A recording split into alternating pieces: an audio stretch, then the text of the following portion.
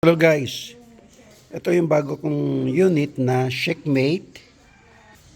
Checkmate, pangalan sa akin. Ito po yun. Buksan natin.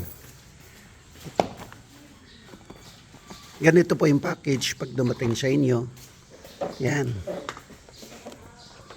Ganyan. So, meron pang pangkandado.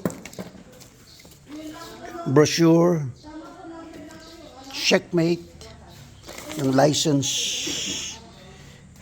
Tapos ito na boys, my new Checkmate 9mm open. So meron siyang ito, paglalagyan ng optic. Ito yung compensator niya.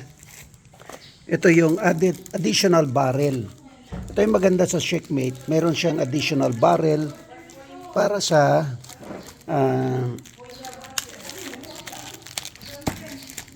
unit. So, dalawang barrel, pero parehas sila ng serial.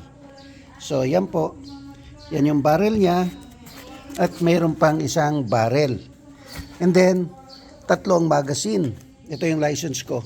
Hindi kasi mare-release yung barrel pag walang registration. So dalawang 20 rounder na magazine and then isang 27 rounder na magazine. So tatlo po yan.